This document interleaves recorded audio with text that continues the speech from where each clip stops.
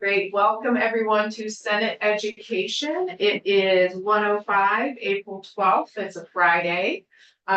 We are starting off our agenda today talking about the Vermont State Colleges. We're going to have an update and we are welcoming Elizabeth Mouth here from, sorry, I say it with a German. It's pronounced, that's what Oh, you pronounce. Okay, great. She is Chancellor of the Vermont State Colleges system, and the floor is yours. Well, thank you. Thank you all for having me back again. I appreciate coming and being able to give you an update.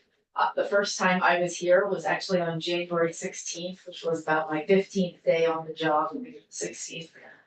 So I'm excited to come. I've learned so much more. I have been able to get around to almost all of the campuses and centers that we have with BTSU and CCB. I think I'm actually only missing one center from CCB. So it's been exciting. It certainly was helpful to me to see all of the campuses, see where they are and what they have been experiencing. I can tell you after this time that I certainly am reinvigorated and certainly see that everything that both the BSC with the help of the legislature has done in the last couple of years has certainly put us in a position for success. And I'm excited to tell you about some of those success points today. First, what I've been up to, as I said, I went around to the campuses. I was able to see at a couple of campuses the Vermont State University nursing expansion live as some of the spaces were being renovated for getting ready for some of those new programs. And we are excited to be increasing the number of nursing candidates that we have throughout the state so that we can fill that need. Joyce and I actually took a 2-day tour of basically the whole state of Vermont. We were from Canada all the way down to Massachusetts and side to side as well. It was so exciting for me to see those centers, see the folks who were in them, ready to really help students and help them be prepared. What I was also able to do one day was to go to CCB Winooski where they had an access day. So access days are days that we have for local junior high, middle school, high school students. The one that I saw had the 10th graders from one of the local Burlington schools at it. The thing that really impressed me was the questions that the students had. So I've seen programs like this for 25 years now. These students were asking about early college and their opportunities to be able to do that. They were asking about dual enrollment. So they already knew these things when we first got there. And they were asking about how much it was going to cost them to go to college. And so I think that's a really important point so that we all understand that clearly the cost of college is something that is on all of our students' minds. And what these programs allow us to do is to really set it up so that students can start to see themselves in college. I'm also very excited to talk about the enrollment for both now and the upcoming year. So at CCB, they did have a 6% enrollment increase this year, due in large part to students participating in things like early college and dual enrollment, but also students who took advantage of the 802 opportunity grants and the Vermont tuition advantage. And I think that's also important to show that there clearly is a connection between affordability and students taking us up on that. I'm also excited to talk about some preliminary enrollment statistics for the fall. Once again, I have been watching statistics like this for 25 years. I am a mathematician, so I certainly enjoy seeing the patterns.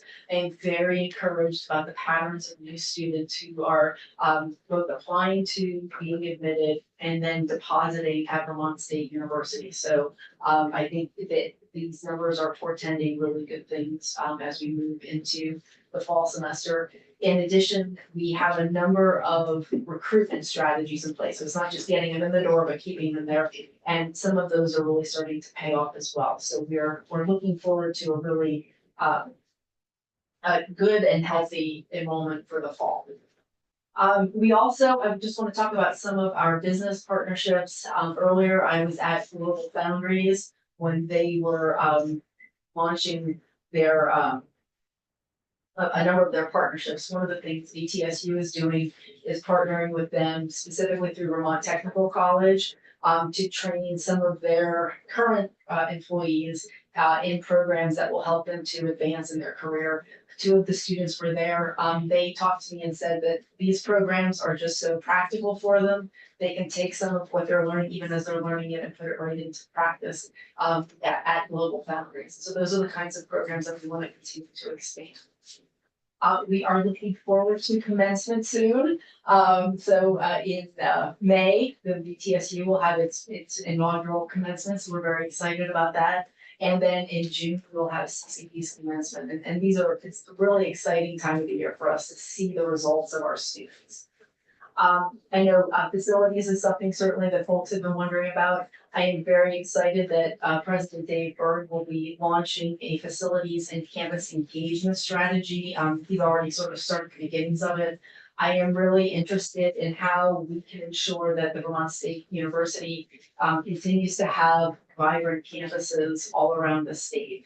To me, having our stakeholders, both internal and external stakeholders, really looking at how we can use these buildings, what makes sense for students of the 21st century, what frankly makes sense for our communities will be very important. And so I'm looking forward to those conversations and the results of them.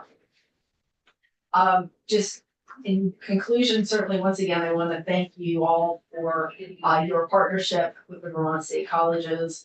I certainly see where transformation is working. We're starting to see real results from it, and I'm very excited about that.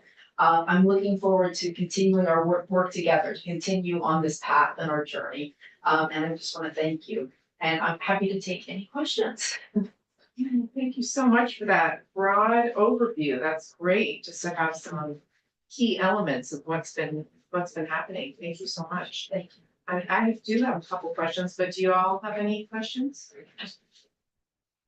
No? You got all points. Do you want to wait for me? Absolutely. Okay. I warned my Let's head. just start. Yeah. Thank you, Senator Weeds. A couple of questions I had. Could you possibly shed a little bit more light on the recruitment strategies that you're using? Yes. So Great. yes, I see our recruiting strategies in 3 buckets. So certainly looking at traditional students who are coming straight from college, straight from high school into college that are Vermont students. So looking at the importance of projecting the early college numbers and those students and getting them into either continuous CCP or going to the Vermont State University. We have actually noticed a very good increase of students that are coming from out of state. So traditional students coming from out of state. Those numbers, I believe at this point are even stronger than our in-state students. And so the recruiting strategies with those really have been to go around to college fairs. We are noticing that having Vermont in our name is very helpful. So having students be able to hear in Colorado that they could come to Vermont State University has been very, very helpful, and certainly has recruited a lot of students. And then the third bucket that is a little bit different of a recruitment for us is adult students. So adult students going right into, and frankly, 18-year-olds can be adult students. So students who are looking for an online program so that they can continue, and that would be a traditional student, but then also looking to partner with businesses like Global Foundries or some of these other businesses where they are looking for specific skills that they would like their employees to have, and looking at how we can partner with them to ensure that the students stay on. Also looking at things like the nursing expansion. So most of those kinds of programs, when we think of adult students, they are students who have a job, and we are making accommodations to ensure that they can continue. We're also looking for other programs. So as we know right now, there's a huge teacher shortage. So how can we look at folks and see what are some of the programs that we can either leverage that we currently have, or programs that we can create with that. So those are kind of some of the broad overviews of how we are recruiting students. But as I said, we're seeing a lot of good success with all those strategies. That's amazing. I just want to make a plug, and then one more question. I couldn't have you here without asking about literacy teacher prep programs. Have you, last time we talked, you were going to kind of start digging into that a little bit. I have been. So we have, so I think this committee knows I was a dean of a college of ed for many, many years. And so this is certainly something that is near and dear to my heart. I've had specific conversations with the faculty, most specifically with one of our faculty members who has been very immersed in literacy education for students, and she's done a lot of programming for those students. So one of the things that we are doing is we actually have 3 classes which touch on literacy, especially for teachers that are in the elementary school, and looking at ensuring that our teachers have a variety of techniques to teach literacy so that when a teacher gets into a classroom, if there's a student that isn't responding to a specific strategy that they have an ability to go. And so we really have, over the last about 5 years, looked at modifying our curriculum to ensure literacy instruction. Certainly that even goes to the secondary ed students who, while there's not a specific course on it, and sometimes students haven't quite gotten all of their literacy skills down. So we're looking at how we can ensure that even secondary teachers have those skills. And really focusing on evidence-based instruction. Yes. And Yes. science of reading and all Yes. those things. Yes, Great. all of that, yes, and I am very much about, what works, like, yeah, let's make sure this isn't just somebody saying something, but that it is evidence-based. Awesome, wonderful. And my last little plug, and it's for Joyce too, I think. One of our pillars of our strategic plan in Burlington is to have a teaching faculty that reflects and looks more like our students. We have many new Vermonters, new Americans, and what we hear from our students is like, I want a teacher who looks like me. And there's a lot of data and evidence out there that says, especially young boys of color especially will learn better when they have a male teacher of color. I always, it's been hard to try to recruit folks into Vermont, although we keep trying. But I often think we have this incredible student body that is just ready to go out in the world and have a fantastic career. Many of them would be incredible teachers. And how can we sort of wrap around them and bring them in? And I would just love it if that would be something that you would think about in the future. I have been having conversations with person who is in charge of the Centers for Schools, and certainly at the Access Day I was at, there were diverse students who had come to that Access Day. One of the things I have always been successful in doing is grow your own. So you're right, and there are a lot of students now in Vermont who love Vermont, who, if we show them the path to being able to be a teacher, they just may not think that that's something for them. Right, and this is home. And this is home. This is home, and yeah, do they even see teaching as a career option? And yeah, we need to do a better job with that. But thank you for that. Anyone else? I've been talking a lot. Yeah, a couple questions. If I could. Thank you. Thank you again. Thank you again for joining us.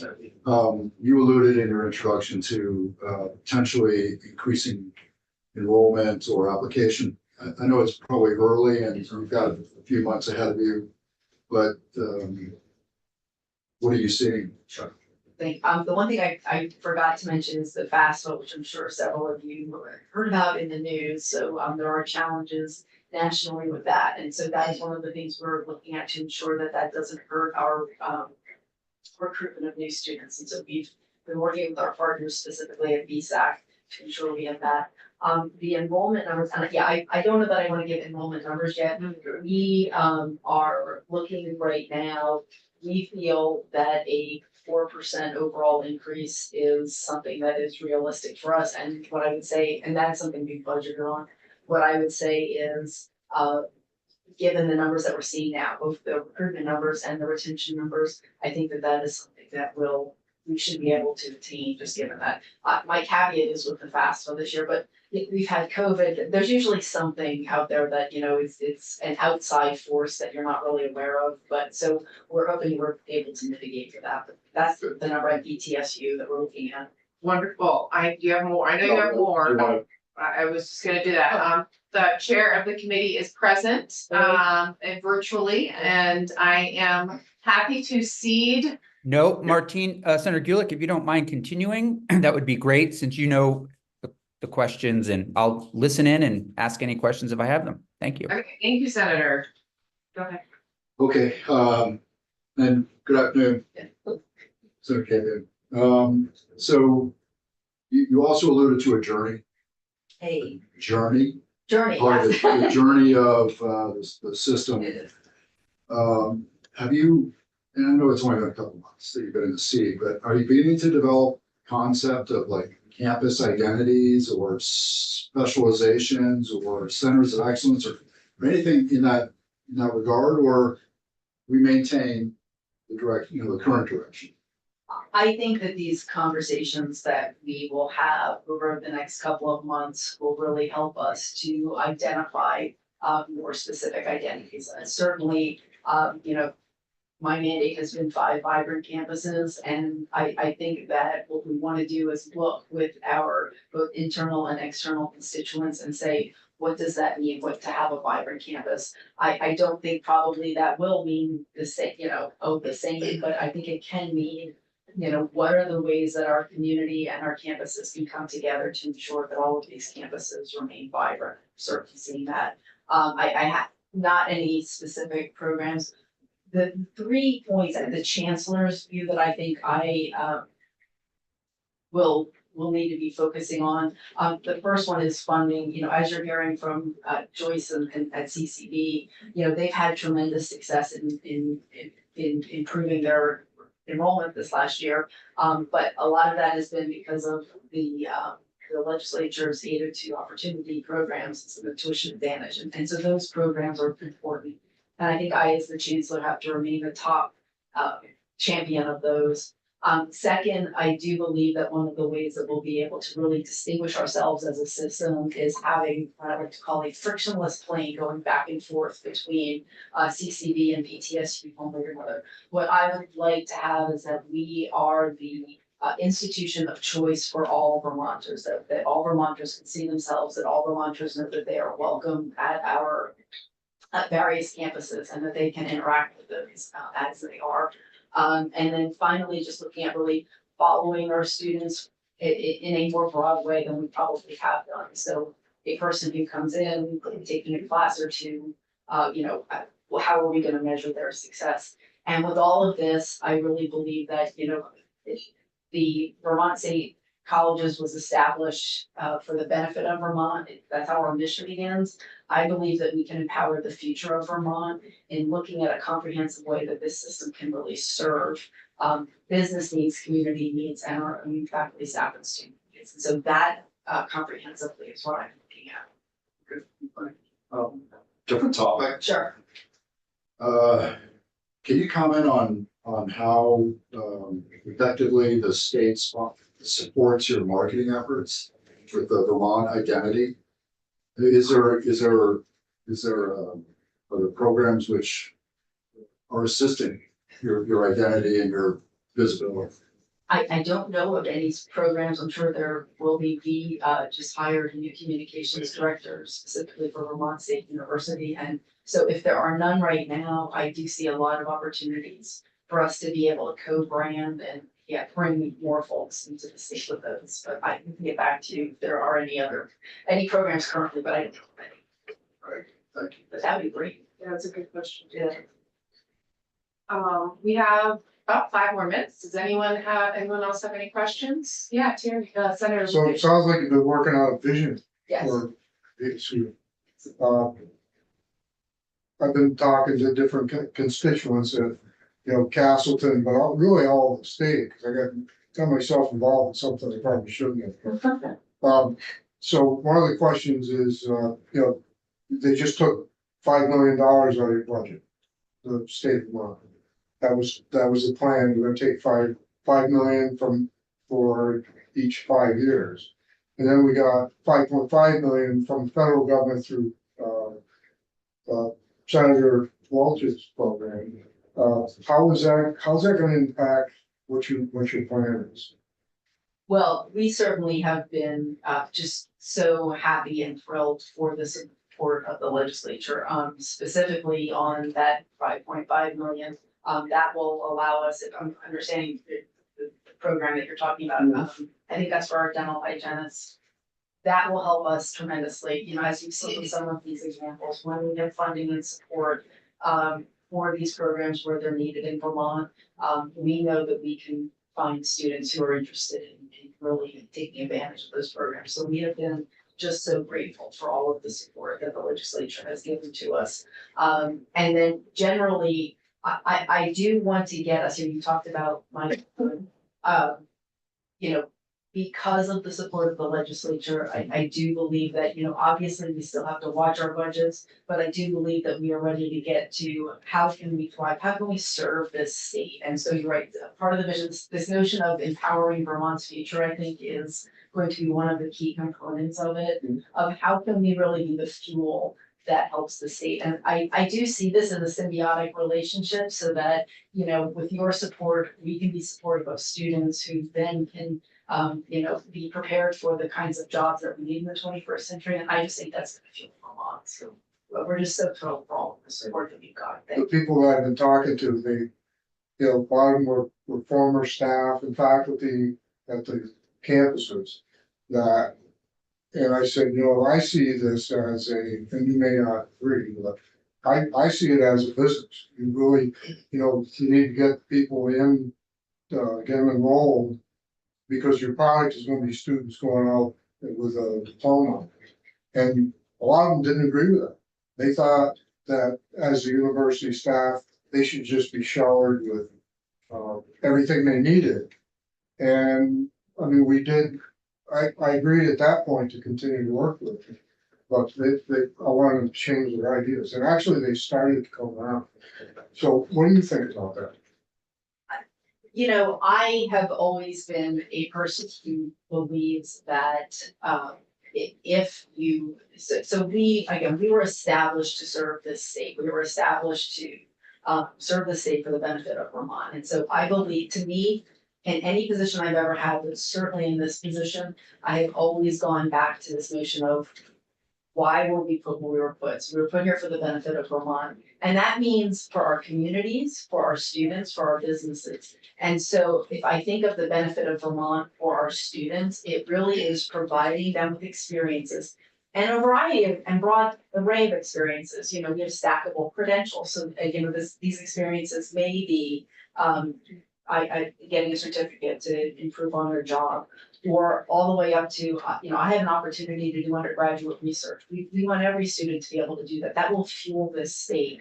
And so I do believe that fundamentally, if we are here for the benefit of Vermont and the benefit of our students, we do have to provide them with the kinds of experiences that will be helpful to them and their future. And frankly, this is a lot of word of mouth. So we need students to be successful in the ways that they feel successful. They will define success. How is it that you have a meaningful life and a meaningful career once you graduate? And if we continue to do that, I do see this symbiotic relationship and this fueling of the future of this system and the state. I just see so many opportunities here for all of us. Each campus I see it as an economic engine for the community too. Yes. Yeah, and again, I really want to look with everyone. I have my best ideas come from other people. When we get people around a room like this and we start to talk, and you can hear, this is what's important to me. We will come out with a better product if we have serious conversations, that people feel like they can be engaged, and that we will really take their comments and work with them to create something that will be meaningful for all of us. And so I'm very excited for us to start some of these conversations. Thank you. Thank you, Senator. It is 1:30, and I think you were ceding your table spot to Judy. Yes, thanks. Joyce Judy. Thank you. And may I just tee this up a little bit? Yes, please. Thank you. Hi, Senator Joyce. Campion. And please, Brian and Chancellor Malk, I'm sorry to have missed your testimony, but we'll look forward to watching it. So as I understand it, President Judy, you have some concerns with regard to how the House appropriations for community schools, I believe, and where it's coming from. Is that accurate? Not quite, but Okay. close.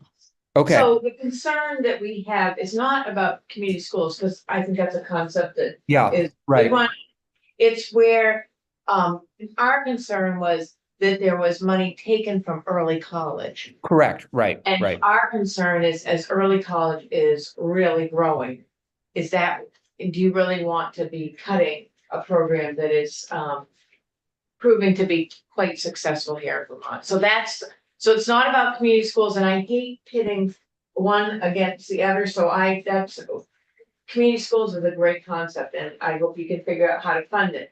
But my concern is, we have a program in early college that is. Since the McClure Foundation offered the free degree promise, our program, it's grown 77%, 71%.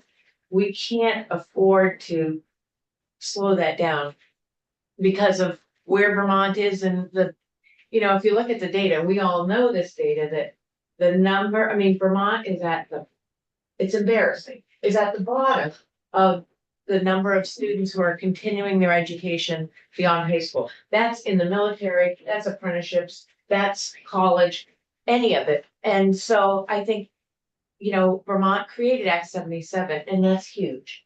And I think it is doing what it's supposed to do, creating a lot of different pathways for students to complete their high school education.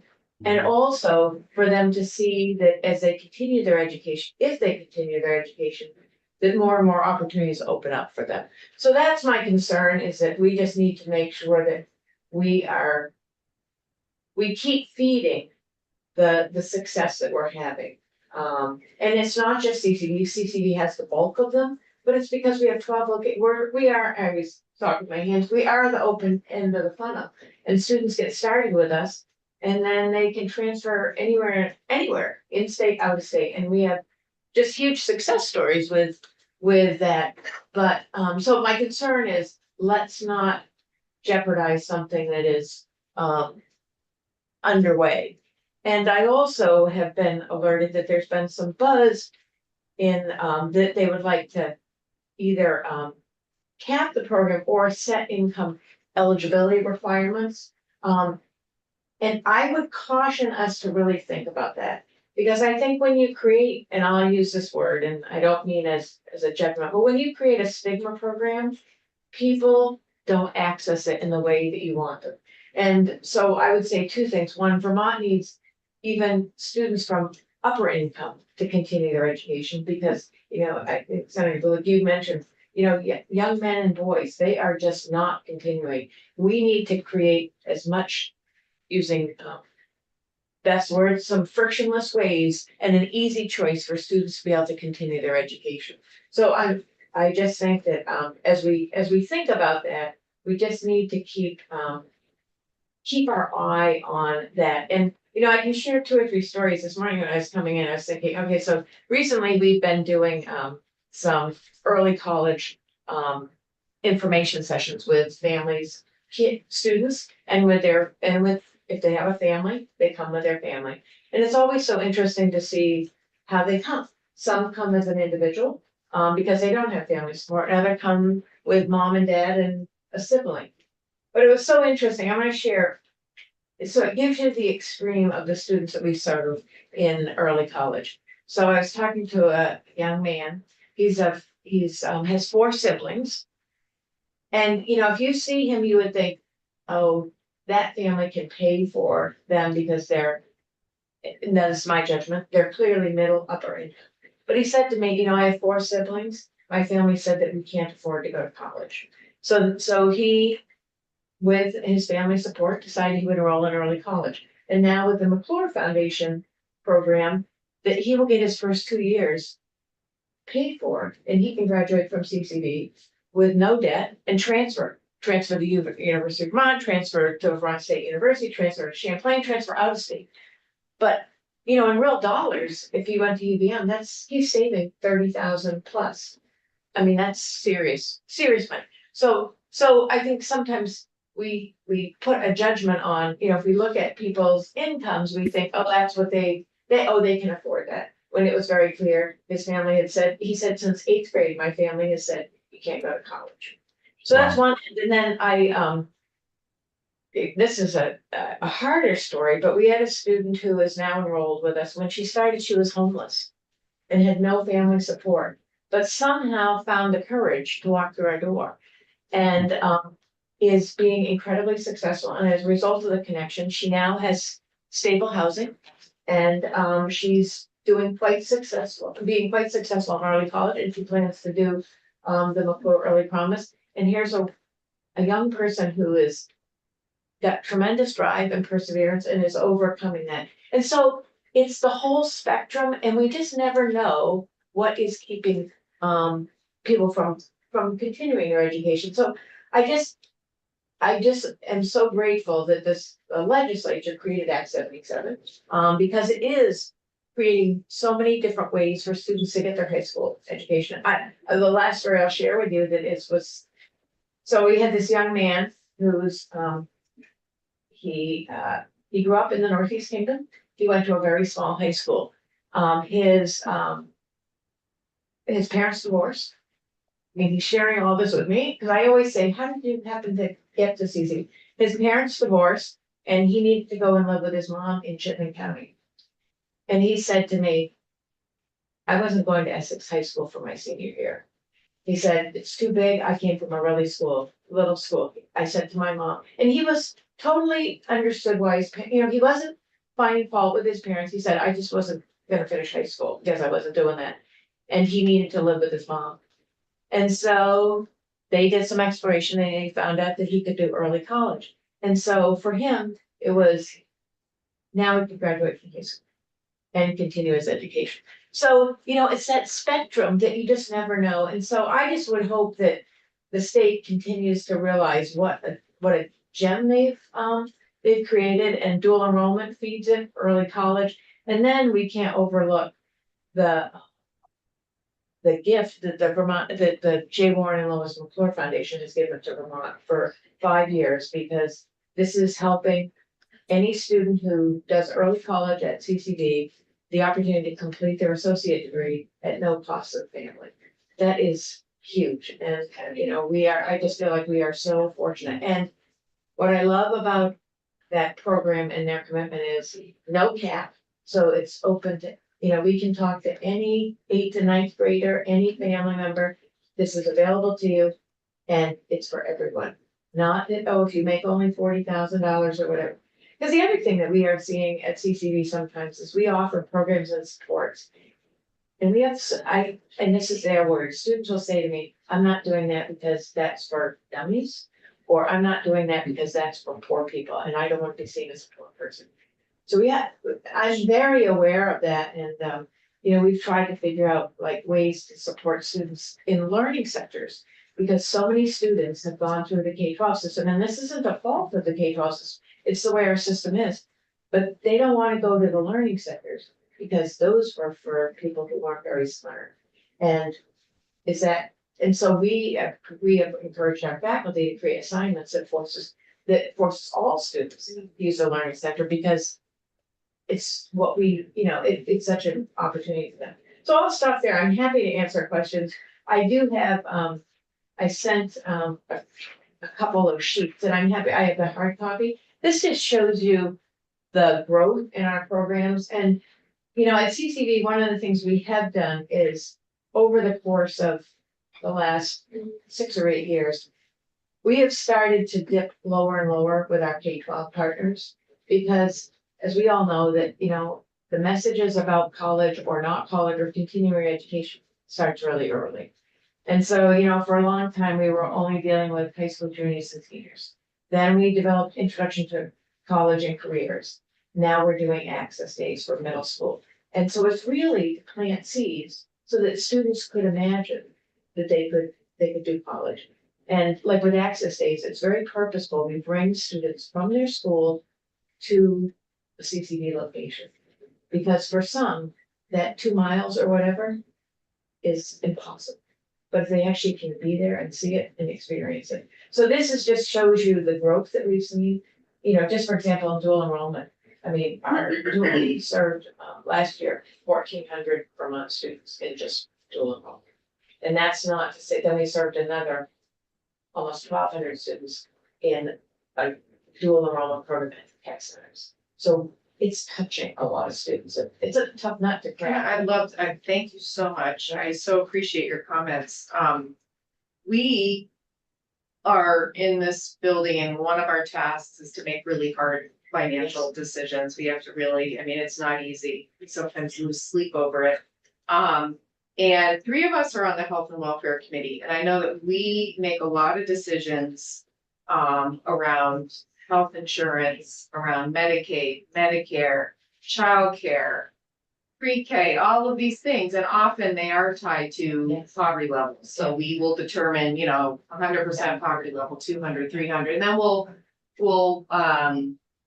vary programs depending on that. So and I hear the stigma argument, and I'm certainly sensitive to it as someone who lived in a mobile home park when I was young. I Yeah. get it. I just when we're faced with like, do you Yeah. pay for community schools, or do you potentially give that family that's making, $800,000 a year, Yeah. college, free Yeah. college, like, that's where it gets hard, right? Yeah. That's where we're Yeah. making tough Yeah. decisions. So obviously, we can't do anything this year. Yeah. But I do wonder sometimes if a future legislature would want to take a close look Yeah. at threading that Yeah. needle so that we meet the needs of the kids who really Yeah. need it. And it's a very fair question. The thing that I would just hope that in those conversations, that we're not just looking at their income tax return. Right. Because so many times that's so misleading for students and. So I don't want to be in your position because I think there's some, when you asked about the business decision, I mean, I was raised on a farm, we never had any money, but you have to make you have this big a pie. And in the end, you have to, your income and your expenses have to meet match. And, that's the way we have to run CCD. I mean, we can't spend beyond our means. And so I get the hard decisions and how do we weigh them? It's a huge challenge. But I think that, I just think that Vermont we have to figure out how to address the high cost of college, because what we're doing is downstream, it's the employers that are I just keep hearing employers say to me, I'm not sure how much longer we can stay in Vermont because we don't have the workforce we I need. agree, yeah. So It's a somehow- nationwide problem, Yeah. And it's particularly pertinent in Vermont. Yeah, And so I worry about that in Right. terms of. I think Senator Williams wanted to ask a question. Just for both of you, H 630 is the BOCES bill, it's the Regional Boards of Cooperative Education Services. Is that something we could roll the Vermont State University into, Chairman Campion? I'm not Well, sure. I mean, the BOCES bill, just for some background, President Judy, is a way for schools to make purchases together, hire teachers together, sort of as money savings, but also improve equity in districts. And I'm not sure if there's a way to bring the two together, but we're going to have some testimony after this, and we can certainly see if it fits. The one question I was going to mention or comment, President Judy, two things. Have you talked to APROPS? I've conveyed your concern to APROPS, but have you had an opportunity to weigh in directly with the chair? I haven't directly with the chair. Drake did send an email last night, Great. to all members of the appropriations. Okay, great. And then the only other thing I would say, I think Senator Gulick's I share her concern about super high income Vermonters and tuition breaks. The thing that I would just add is it is shocking to me that colleges now some independent colleges are $95,000. And I know our state institutions are gradually getting up in that direction as well. So a family making an income of a couple $100,000, it's just so different than it was. I didn't know anybody making $200,000 when I was growing up, but when I was a kid, and what you're able to actually afford in terms of tuition. I will just say that, I think that, this is at CCD around dual enrollment early college. We are not seeing wealthy students because, we're a community college. How dare us? How dare I take a course at a community college? I would say that, the vast majority, half of the students in enrolled in early college and dual enrollment are going to. And I would say the rest of them, it is a rarity to find a student who is very wealthy, because quite frankly, they self-select out. Right. I mean, that pains me, but it's rare. Right.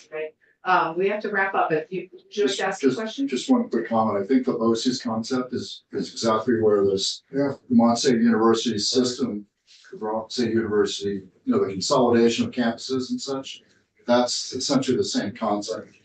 So. Thank you all so much for Thank coming you. today, This for was being great. here. This was excellent. And Good to Brian, see you. I may Wait, give you a call back. Thanks for the message, and I'll That'd be perhaps touch great. base this weekend. Great, thanks. Okay. Have a good weekend. Yes, You too. thank you. Nice to see you. Thanks for Yes. All right. Not us. Hi, I'm Heather Boucher. We have. Oh, it's nice to meet you. Hi. 30 second recess. Good, how are Hey, you? Ruth. 30 second recess.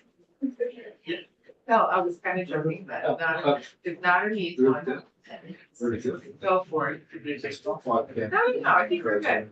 We're gonna keep rolling. Hello. Hi.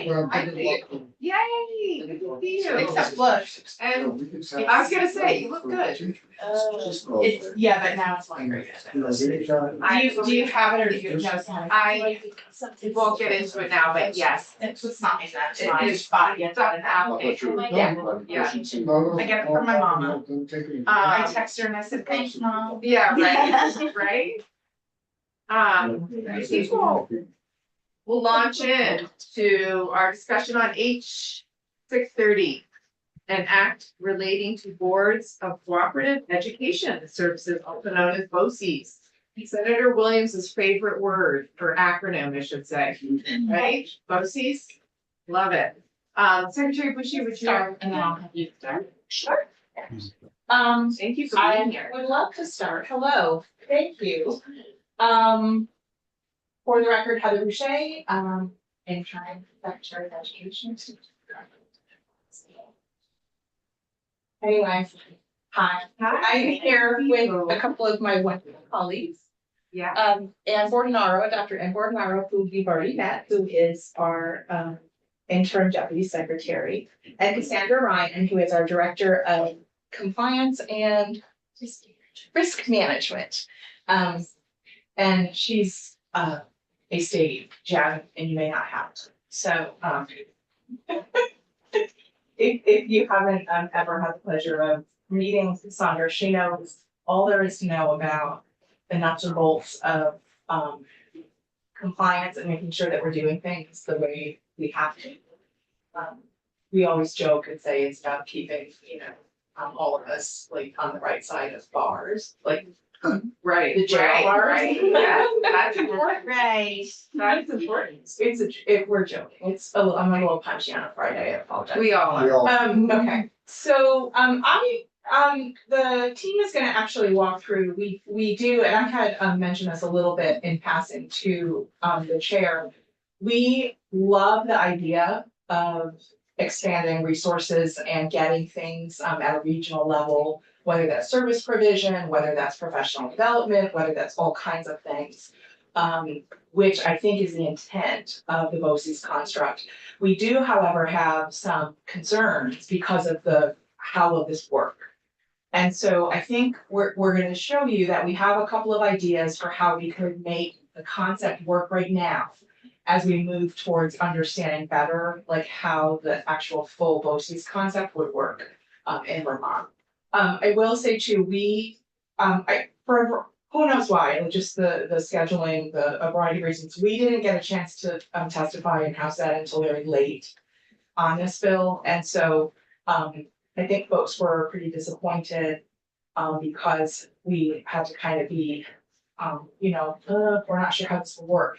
Particularly the concern, and I'll let folks go into it in more detail, is we have to be very careful what is an LEA and what is a BOCES unit, because the worst case scenario would be, at least that I can think of, forecasting 5 years from now or more, when none of us are here, is you've got a fight at the local level. And so you've got a BOCES district fighting with an LEA saying like, no, those Title I dollars are for us, or those other kinds of federal funds are for us. And so that's really gonna be the theme, and we're not trying to be negative about the concept. We're not trying to put the kibosh on the idea. It's our job to kind of think through that and to really make sure that we're protecting the state in that way and protecting our LEAs in that way. So I'm just gonna set the table as I've done, and then I'm gonna let both Anne and Cassandra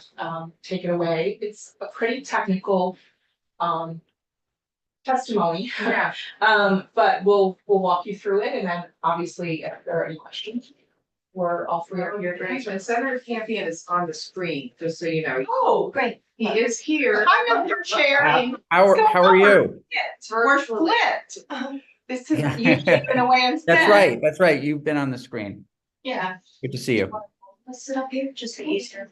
Sure. And while you're rearranging, may I ask you just a quick question, which is, did you look at other states and how they kind of mesh their agencies of education with their BOCES or whatever their BOCES like structures are?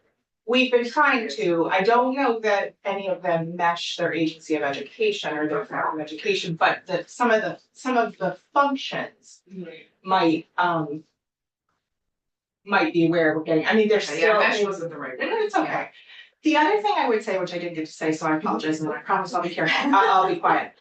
I think we have to raise a question too, like, this would be another whole board structure. It would be a whole other layer of bureaucracy Right. in our tiny little state.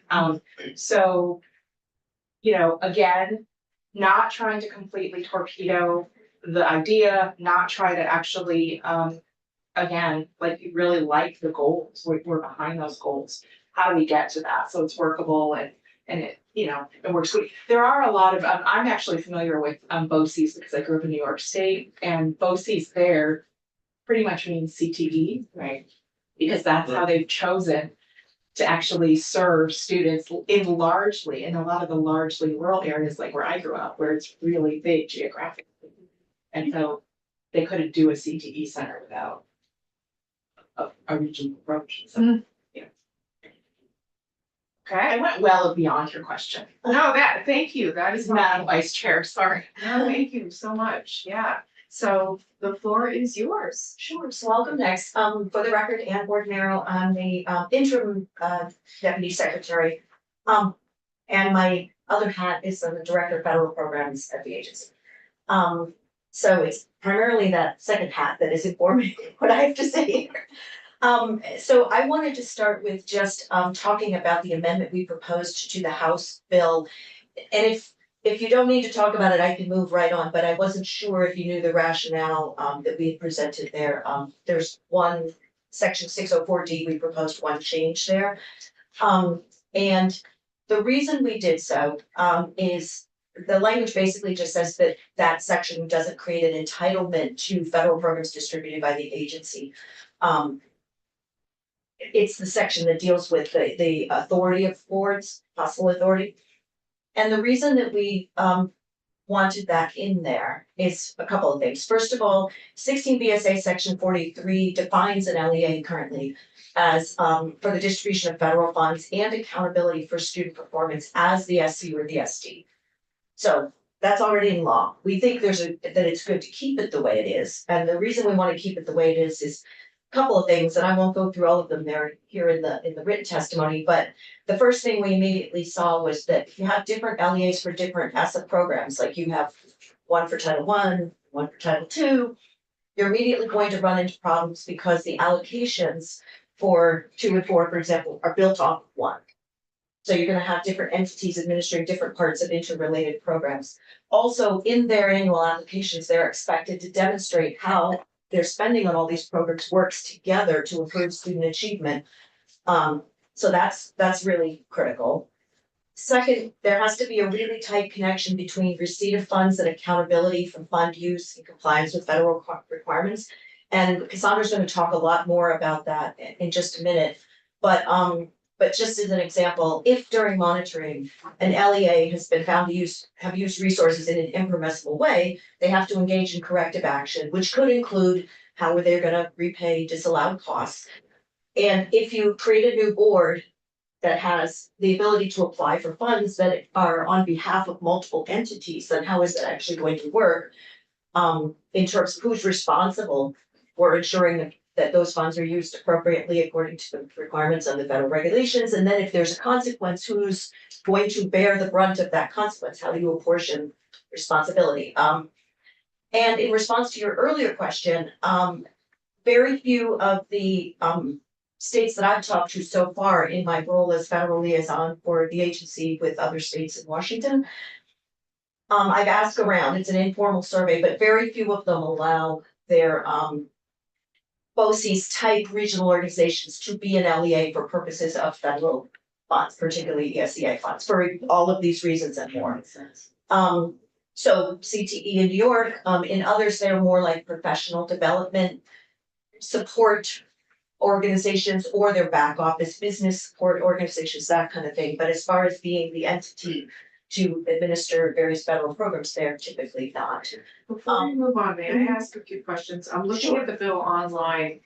Was the amendment in the final bill that was passed out of the House? The amendment that you had? It could be, in my version, it's bright yellow, but it, that, As well. so I don't know if it is in yours. I wanted to make sure. And am I understanding this right? And I could be understanding it completely wrong, but just given what we just talked about, do you see that this bill is treating BOCES as if it's an LEA, as if they would be an LEA? Our reading of it, and I agree with, it could, Okay.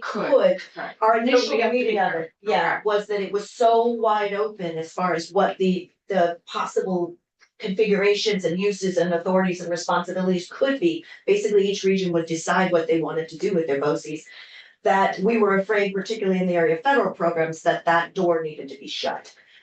Definitively, That so makes sense. so that's why it's there. I'll just say the other concern that came from our special education team in relation to IDEA funds, which is another source of federal funds, a major one, is that the rights of students with disabilities to access a free public education in the least restrictive environment, where parents are able to engage in their children's learning, where those kids are able to return to the inclusive regular classroom, if that's the goal in their IEP, where issues of accountability for fulfillment of IEP expectations and obligations, exists. We were concerned that if this regional entity were to become the recipient of IDEA funds and the provider of special education services, those linkages would be potentially very hard to maintain. So that doesn't mean, for example, that a BOCES couldn't be an entity that they all contribute to hire a speech language pathologist to serve their fellow schools, because those are hard to come by, kinds of roles. So anyway, those were the major reasons that we. Yes, I could. So it introduces an interesting concept of what could be in, what shouldn't be in. Is it, would you be in the future willing to kind of delineate that a little better, that this is forbidden territory, BOCES shall not pass that line? I think Because we'd say they shall not be an LEA, right? For purposes of federal funds, Okay. yes, yeah, be for an purposes. LEA. Yeah. LEA is just I don't think an that. acronym. It's, I get it that they have certain functions and such, but how can you help us in the language not step over that boundary? Well, the first is the amendment that our legal counsel has proposed and the House approved, and, in their bill that they moved to you. Okay. So she felt you've already reason- done. So we've done that part in 604D, and then the second is a great segue. Yes. It's a perfect segue To some of the things that Cassandra's gonna talk about, that we're now moving from what you absolutely can't do to some of the next level of implementation issues. What are the great ways that this could open up some neat things, but at least at first blush with a circumscribed set, so we all know what we're doing, because right now it's so vast. Yeah. Right. It would be hard to even provide assistance. Yeah, and it's an exciting concept, but with that, we always have to kind of, surround it with a little bit of caution, and I think that's what the list that's included in the written testimony is intended to do. It's certainly not meant to, you know, as everyone has said already, from the agency, it's not meant to appear that we're not supportive of the idea. The concept is exciting, and I think I'm personally very enthusiastic about exploring it more. It's just to present the cautions, and this list isn't intended to be comprehensive. It's just a you know, a few things to consider, a few kind of higher level things. It's also not comparable. So as you go from 1 to 2 to 3 to 4, we shouldn't assume that all of them are equal. Some represent maybe a higher level of concern. Some might be solved relatively easily. And then some might just be uncovering some deeper level of concern as we dive deeper into understanding. I'm completely happy to go over all of them, some of them, maybe I can just start with the first couple, and then if folks want me to dive deeper, I just tend to be long-winded. So that's what we will report to. Yeah, are we on page 2, number 1? We are on page 2, number 1, yes, yeah.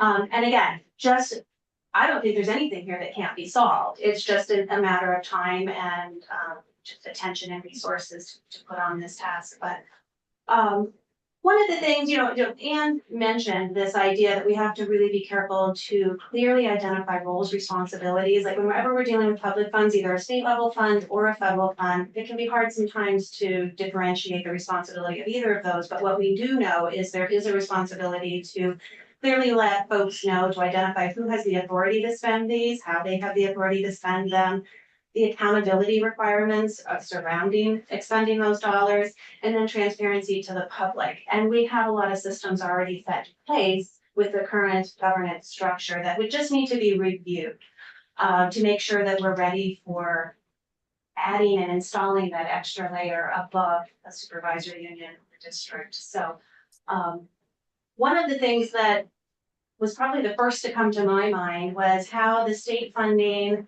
federal funding all will play together in this sort of combined and consolidated atmosphere of a BOCES, where you may have multiple member SUs and districts pooling together some funds perhaps. And that word, even as I say it, pooling makes me get a little bit quivery here because that's a dangerous word when we're talking about accountability and allocation of those funds backwards down to make sure that each of our districts maintains that ability to accurately report. So I sit in finance, and so it's really important for us to follow the dollars to make sure that all of those programmatic services that other teams are responsible for, that we can show that the dollars balanced that out. One of the more common tests with federal funds is maintenance of equity, and while we're saying that a BOCES wouldn't necessarily be considered an LEA, we would strongly recommend it not be. That doesn't mean they wouldn't be potentially spending a federal dollar. So as we think about members contributing to expenses and bringing up their funds, you could certainly end up in a situation where all are spending federal dollars or giving federal dollars up to the BOCES to make those expenditures, or maybe just one. So, even one would trigger some additional responsibilities, both for accounting, the level of accounting that will be required, and also, again, that allocation back downward. So it's not just a matter of splitting the cost equally. There would have to be careful attention to services received per member of the BOCES to make sure that the BOCES didn't provide services that 3 out of 4 members participated in, but charge all 4 members equally for that service. That's sort of a simplified example. The other thing that we have to make careful sure of is that even when you're spending a state dollar, there's still some federal ties to that dollar, which we sometimes forget about, not at the agency and certainly not in finance, but I think it's harder to make the connection. But the easiest one for me is the maintenance of effort fiscal tests that are attached to many, if not most, of our entitlement federal grants. That requirement is that the state local dollars maintain a certain level. And so we have to be able to prove that, sort of take credit for all of those expenses that we're incurring with our state and local dollars so that we can show that we are using the federal dollars correctly. That will be critical that we don't break that. So I think there's plenty of ways, there's potential, there's thoughts already kind of, braining in our heads.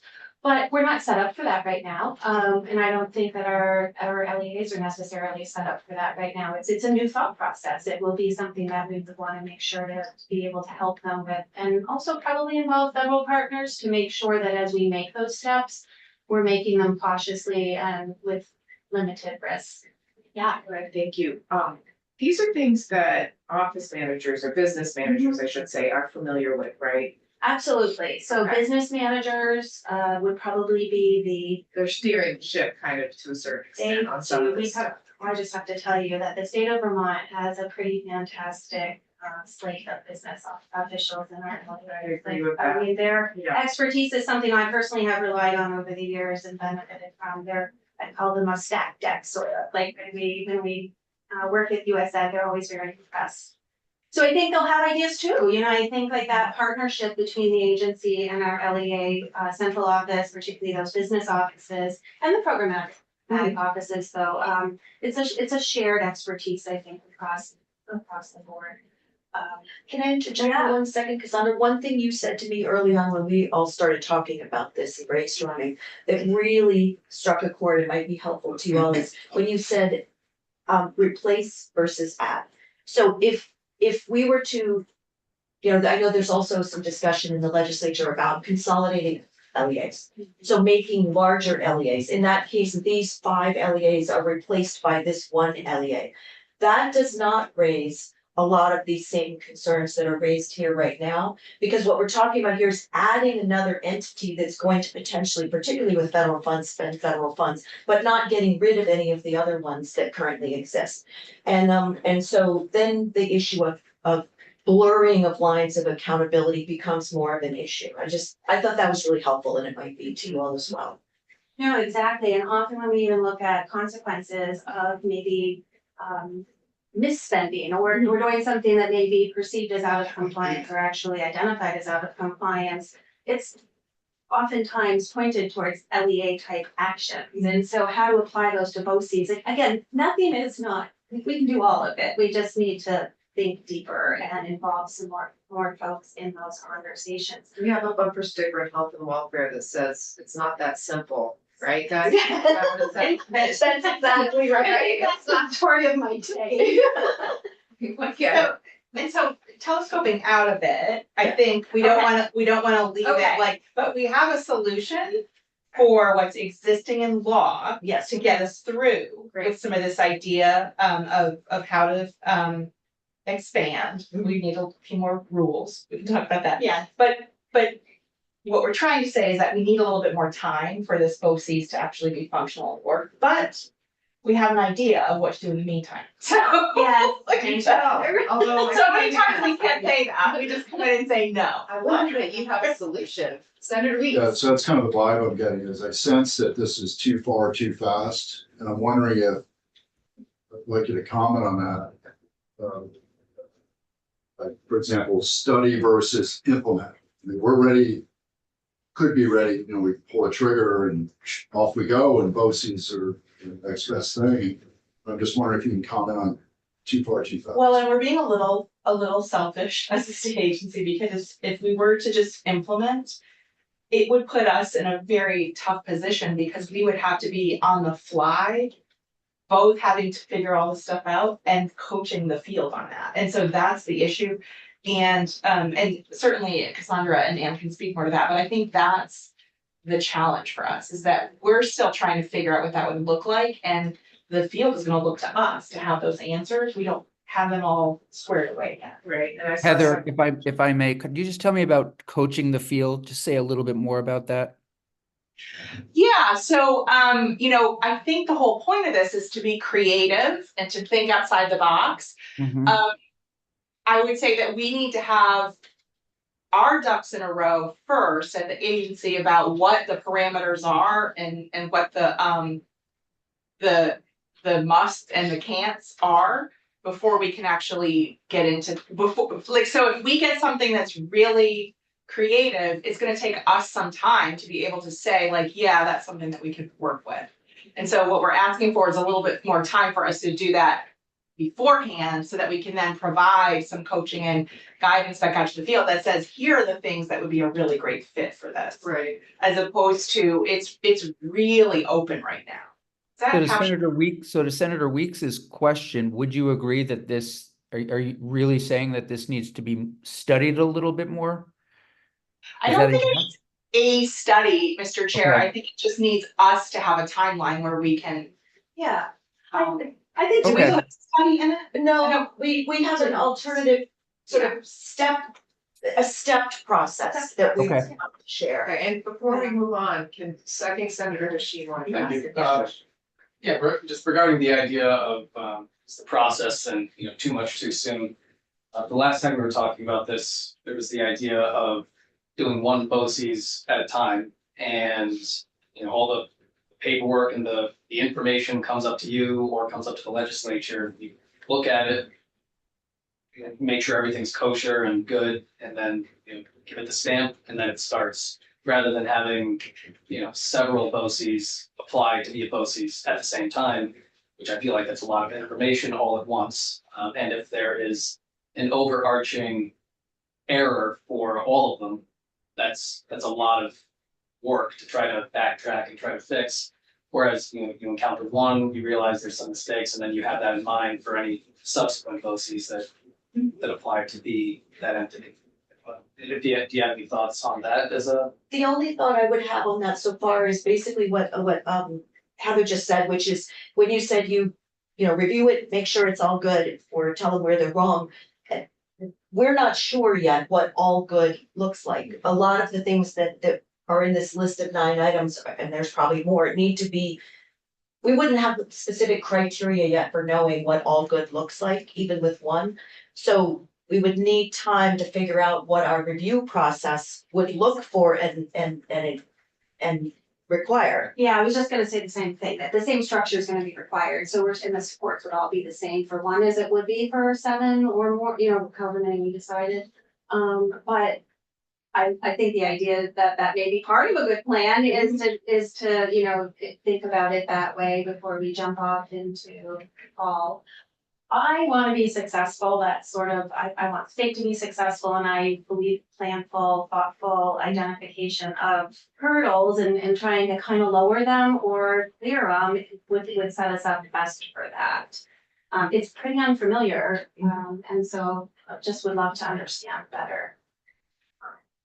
I understand the appeal of that. The other thing I don't know, part of what we are arguing is that we would like to have a chance to actually scan the field and see who is interested in this, like what appetite there might be. So for instance, if there already was massive appetite for this, like how would we as a state choose who that BOCES was? That could be pretty tricky and potentially unfair.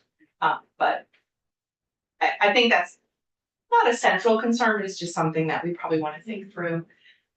But I think as we talk about maybe taking the time to do that and creating that longer runway before we would go live with that, I think we do have some ideas and thoughts that I'm equally as excited about, because I think they're things that we could, you know, initiate more effectively. Yeah, And they would still be informative as we look towards the BOCES, so it wouldn't be time spent on something completely separate. It's, as Anne kind of said, it's sort of that step up, like, do we have already a lever that we can kind of attach to take that first step yeah. and learn? And Secretary Boucher responded to or referred to a kind of a fix that might exist. Is that what I'm seeing on page 3 when you're talking about Referencing existing, yes. CFJ? Okay, great. So, do you want to speak to those? Do that, me too. You guys can. Okay. Just briefly, Go ahead. that'd be great, yeah. We'll interrupt each other. It's existing but little used statute right now. It is, yeah, so there's a couple of places that we wanted to point out, you know, one of the economies of this might be some joint bidding. And there is already some statute that allows for that, you know, Title 16.559 does allow for that. I think it's used, but probably not extensively. But the more exciting part of statute to look at here is 267. So Title 16 section 267, it's called joint agreements.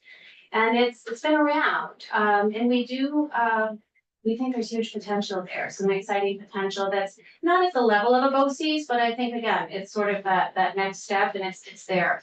The problem with a BOCES, so folks do use it, but not regularly and not confidently. I think With that's 267B. 267, I'm Yeah, sorry. sorry. Yes, I'm so sorry. 267, the joint agreements, folks just don't feel confident in using them. And I have to be completely transparent that as I've worked at the agency for almost 20 years, I'm not sure I feel confident in helping them use it because there's some vagueness in the very short statute. There's no accompanying rules with that statute. So I think the intent of it is to be quite flexible, but sometimes we can be too flexible. And if we don't give folks sort of the map or the steps or the structure, it can be, do I really want to extend myself there or how would I do it? So Can you explain? We could change that.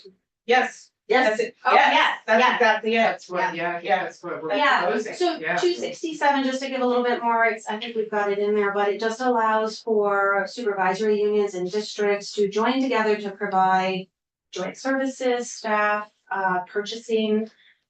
Folks are using it, I would say, mostly for technical education right now and for the transportation of students experiencing homelessness. Because that is, it kind of almost requires it, I think, to some extent, because students in geographic boundaries and then the boundaries of, their districts are not always able to, one district isn't always able to handle that situation. So we do see it used, but again, maybe a couple a year are using it, at least formally. There could be some, maybe just short of a joint agreement activity happening out there, but I would also love the opportunity to explore that to see what we're missing in that opportunity. Yeah. Some of the things that folks have commented on is, again, there is no process. There's not really any structure to it. It vaguely said that the secretary shall approve this written agreement. And that the boards must approve it annually. So there's some lack of clarity, I think. And I think we would recommend certainly that we explore that. So I think the path to doing that would be to working with those LEAs that we talked about, the business officers, the superintendents, the folks that have more of the on the ground knowledge of what they need and how they need to use it. Most importantly, the timing of what they need available, so that just because an option exists doesn't mean that they can get through the sort of bureaucratic, I guess I can say that here, the bureaucratic process that sometimes is involved in getting to a full approval to be able to actually move forward with that arrangement. So I think the first step would be polling our supervisory unions in our districts to see how they're using it currently, what they'd love to use it for, but maybe are a little bit nervous or feeling less secure moving forward with that. Maybe also be a great opportunity to know what the benefits are that those that have kind of used it have experienced from it so that we can verify some data as to our expectations that there would be benefits. I also think it'd be a great opportunity just to quality check the process, right? Like what works and what doesn't work there and how can we as an agency maybe help with more trainings or written guidance on that? How can we be more supportive of them?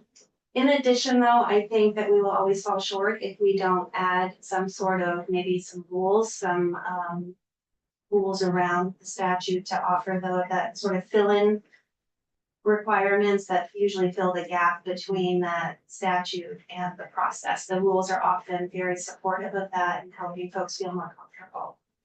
And there's a couple of pieces that we've heard about that I think could potentially go even this session into shoring this up. And so one is what we've heard in communication, which is reasonable, is that one of the fears that that districts don't engage in these is that because it's kind of like a glorified MOU, and so anyone can kind of walk away at any time. And you have the power to actually say in this section, if you engage in it, it's standing for make up the time frame, 3 years at minimum or something like that. So those are the kind of things you could do. The other thing is the way it's been currently, or at least contemplated, is that someone, if you're talking about an MOU that has fiscal implications, which that's typically the reason that these are being engaged in, is that it's not clear. But the way that folks have thought about it is, well, one of us has to be the fiscal agent. And so I think that's where we'd like some rulemaking, but this session, you also could say, like, I think we're in agreement with this. You could say in this section, even for like a year, that if you engage in this, a portion of the economic parts of the MOU have to actually offset that fiscal agent that is one of you, because I think that's the fear too. I'm not being No, but you're right, really there's, clear. I'm being archaic in my language. So like the entity of the MOU that's agreeing to actually hold it in their business office and that kind of stuff deserves, and I think the law could say they have to be remunerated for that. It isn't just that they're doing it a favor for the rest of the partners. Right. And that's part of what rulemaking would allow us to create rules that would fill in those gaps and answer some of these questions. A perfect example was of, the timing is the other piece. They aren't necessarily flexible enough right now with their review process, which is a bit inarticulate and, as you said, requires the secretary's approval to be responsive in a timely way to things that come up. So there's a federal mental health grant that was announced, and as usual, they give folks like 6 weeks, 8 if you're lucky. And regionally, it made sense to apply, but for entities to say, oh, we want to apply for this, pull it all together and put together a plan in response to that in time to do a joint application, it just was never gonna happen. So if we could create the framework for these such that here's what you need to do, you can do them ahead of time, you don't have to wait till this X grant comes along. Here's the review process. If you have all these things done and done in this order, in this way, then you can move forward and you've made these commitments. We could build some common language so that it's not, as you said, there's guardrails, so it's clearer and it's safer and it's more responsive to opportunities. right, and I think that could, down the road, you could see that might even be able to eliminate the step of having to review a per agreement. It's a pretty granular review. So some of the other things I think that are attractive about the 267 joint agreements are that you could be involved in multiples. So you can really kind of customize what's the best for your LEA. You also are not restricted by any kind of county borders. And again, like that's really critical when we're talking about some of the services that they're currently using those agreements for. All right, well, I need to percolate on this testimony for at least over the weekend. It's very compelling, but it's also, it's dense. Yeah. So if it helps, we're gonna have Beth St. James respond to the testimony next week, a little bit also just from a legal standpoint, and then we'll consider her comments before we do a markup, but we do hope to move a version of it sooner rather than later. Perfect. Thank you. Thank you for the opportunity to. Thank you. And are you all three departing at this point, or are you staying for a little while longer? Are you leaving out the room? I mean, We can stay if you. I just was, would like us to. I don't see you on for the budget discussion. I'm just No. wondering if you don't. No, that's no, not- Sean and I think Lindsay, we're gonna just walk Okay. through it because it's not, there's nothing new. It's Right. really, we already talked about that. I mean, I can stay if you want me to, but I can stay for about 20 minutes. I honestly don't think it's necessary. I wanted to, if you were leaving, I wanted to say thank you very much for your service. Oh, You're very And the welcome. role that you've taken on for a year plus now. Mhm. I probably speak for, I'm speaking for myself, but maybe also for the committee, but it's been really great working with you. Your humor, your optimism, your warmth, have been amazing, and we've had some hard Yes, we have, conversations, but and we've done some hard work. yeah, well, and I think that's part of the work, and Exactly. I also appreciate that, and it's been my pleasure. It's been an honor to do this work, and thank you. Thank And you. you're not doing it Thank you. right now? I'm gonna be the deputy on Monday. Senator Gulick, if you open up the lowest drawer to your right, there is wrapped up if you would unwrap it and hand it to the Deputy Secretary as a gift, because we have 2 of them. We had one for Secretary French, and this one now is for you from the committee. So, thank you very much for, $15 because I'm not allowed to. what's that? No, we made it, the committee made it by hand for free. You can take it. Thank you. In all seriousness. I mean, Mr. Chair, that's why I said that it has to be Yeah, less than yeah. $15. No, we really do appreciate it. We gave something to something very similar, if not the same, to Secretary French. So we do appreciate everything you did, and I can't say it better than what Senator Gulick said. So just take that gift and think of us. And I certainly will, and I'm not going anywhere, as you said, and Right. this means a lot to me. Thank you. Thank you so much. Thank you all for coming in today. You're very welcome. Gave us a lot to think about. Yeah. Great, Thank you. Marching around. That is cute, isn't it? Yeah, I'm not gonna do Oh, this okay. gracefully. Perfect. Let's see. Am I gonna start? Yay, enjoy. Oh my God. This flower season is coming. Yeah. I love it. Know it today. And take a photo Thank with you. the flowers in it. So I will, I'll send it. Yes. Okay. Thank you. Thanks. Okay. Have a good weekend. Thanks. How are you? Senator Gulick, you're doing an amazing job. If I could just give a quick update, I did hear from Appropriations that they're working to restore the $1 million that Joyce Judy just talked about. And I think they're going to do it. The big question is looking for dollars. They're still looking for dollars for community schools. I don't want to represent, well, I did represent this committee by saying, I don't think we want those dollars to come out of the ed fund. We right now would like to see if there might be another source for them, but I wouldn't be surprised if the 5 of us try to Zoom on Monday as they finish up, or at least try to have a phone conversation. If they get to a position where it's either funding community schools with some amount from the ed fund, doesn't have to be $1 million, or if we were to hold off on the community schools. Just know that that is an ongoing conversation down the hall. They have adjourned for the day, but that's a quick little update. Okay, thank you so much. That's good. Another thing for us to think about over the weekend. Carolyn, you're here, right? I am. Do you all want to take like a 2-minute break before we get going on I do. H 875?